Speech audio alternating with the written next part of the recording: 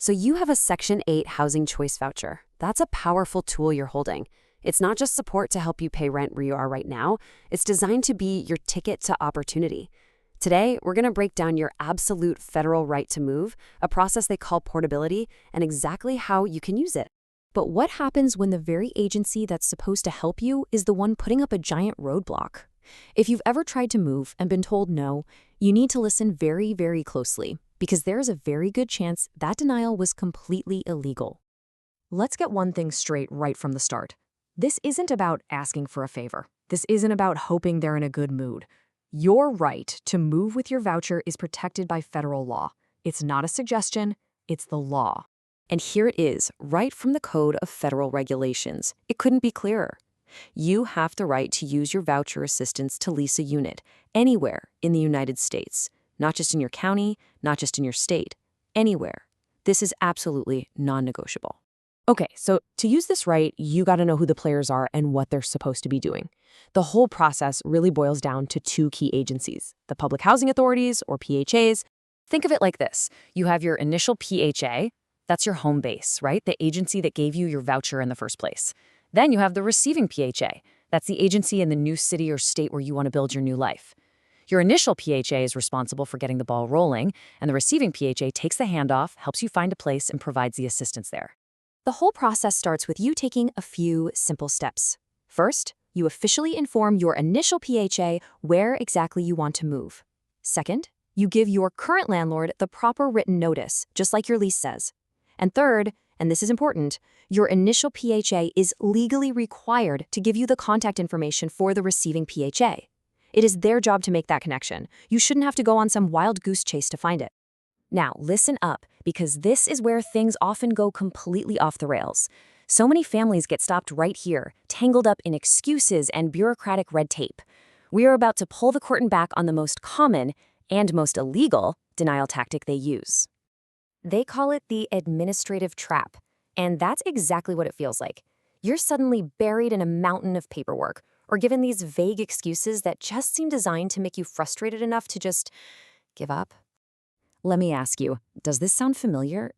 This is, without a doubt, the #1 excuse housing authorities use to unlawfully crush a family's dream of moving.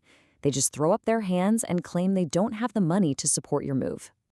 Here is the absolute truth you need to arm yourself with. That excuse is almost never, ever valid. PHAs love to use it to avoid paperwork or to make their budgets look better, but the federal rules about when they can actually use it are incredibly strict. And here's the proof, straight from HUD's own guidebook. For a PHA to legally deny your move for funding reasons, all 3 of these things have to be true at the same time. 1, you're moving to a place that's more expensive. 2, the new housing authority isn't just absorbing your voucher into their own program. And 3, this is the real kicker, your current PHA would literally have to kick other families off the program just to pay for your move. The chances of all 3 of those things being true? Almost 0. Which means that insufficient funding excuse is almost always an illegal denial. So, how do you fight back? Knowledge is your weapon. It's your legal arsenal. Let's get you armed with the specific rules and tools you can use to challenge these illegal roadblocks and secure your right to move. First thing you need to know about is a law called HOTMA. All you really need to know is that this law changes the financial paperwork. When you move, that new receiving PHA is going to look at your income and your assets using these new rules. Knowing this exists helps you stay one step ahead, so they can't use some new, confusing requirement to try and delay or deny your port. And here's a key date to jot down. Housing authorities have until January 1st, 2027 to get fully on board with all of HOTMA's rules. You can't let them use their own confusion about this deadline as another excuse to put your life on hold. All right, now for one of the most powerful tools in your entire arsenal, especially for renters with disabilities. This is called a reasonable accommodation. And let's be clear, this is not a simple request. It is a legally protected right under the Fair Housing Act. It is a formal demand that the housing authority must change its own rules to accommodate a disability. And this is why it is a game changer. HUD's own rulebook says a PHA must consider a reasonable accommodation request to move, even if they're trying to use that old insufficient funding excuse. So if your move is necessary for your health, for your safety, or for access to medical care because of a disability, this right can completely override their illegal denial.